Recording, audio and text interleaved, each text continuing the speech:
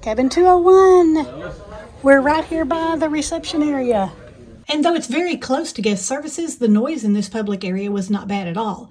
It's close to a restaurant, and just one floor above you have the computers, the library, the lounge, and the Aquavit terrace. Soon as you enter, bathroom is on the left.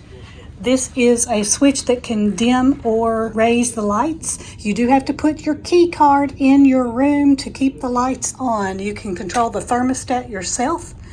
If you are turning the dial, it will show the temperature you're wanting, and then it will blink until it is set, and then it will start cooling to the new temperature that you set. The bathroom, pretty basic for a cruise ship bathroom. Wasn't sure about the difference between that and an ocean cruise ship. You do have a lighted mirror, soap. There are some body wash, shampoo, conditioner, and lotion. Bathroom is your basic stand-up shower. There's one shelf above all of the products. Now, moving inside the room itself, the wardrobe is on the right.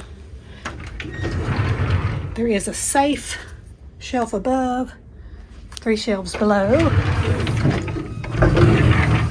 And there's room to hang several items in the closet. Pretty good sized closet. There's a nightstand to the left of the bed.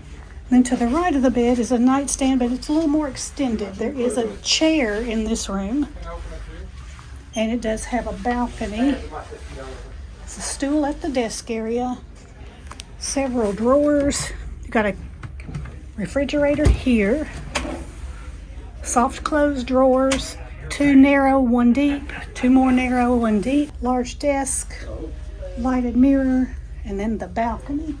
This is what's so much different between the French balcony and the regular balcony room. 2 foot of space extra on that side of the bed, plus a place you can sit out on the balcony to enjoy the views.